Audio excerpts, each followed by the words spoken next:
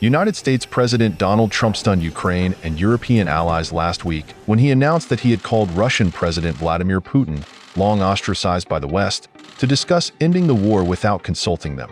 They must now confront the reality of a future with less U.S. protection.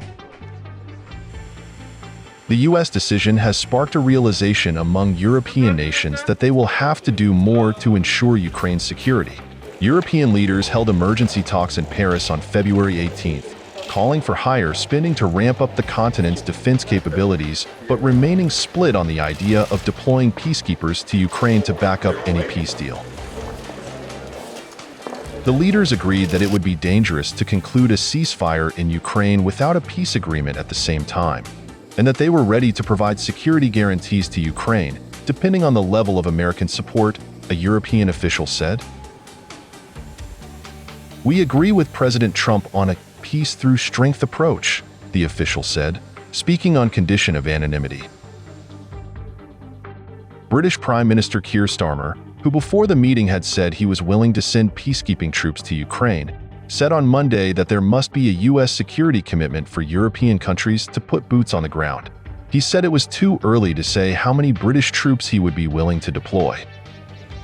Starmer's push for peacekeepers appeared to draw a dividing line between participants in Paris, which included German Chancellor Olaf Scholz, Italian PM Giorgia Meloni, Polish PM Donald Tusk, and Spanish PM Pedro Sanchez. Scholz said that there could be no peace deal without Ukraine's consent, but added that talk of a German peacekeeping mission in Ukraine was highly inappropriate without a peace deal in hand. The Paris meeting was initiated by French President Emmanuel Macron after U.S. President Donald Trump arranged bilateral peace talks with Russia, excluding European allies and Ukraine from negotiations to end the war, which are scheduled to begin in Saudi Arabia on Tuesday. Macron spoke with Trump ahead of the meetings, officials from both countries confirmed on Monday.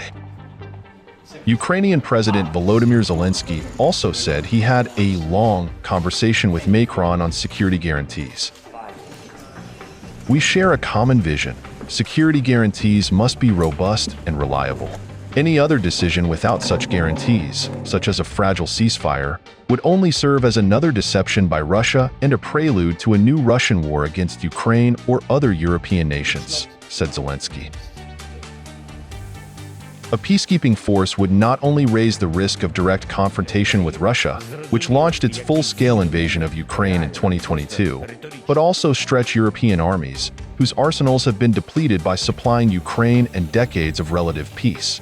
There are also difficult questions about how some European nations, whose public finances are strained, will pay for such expanded military commitments.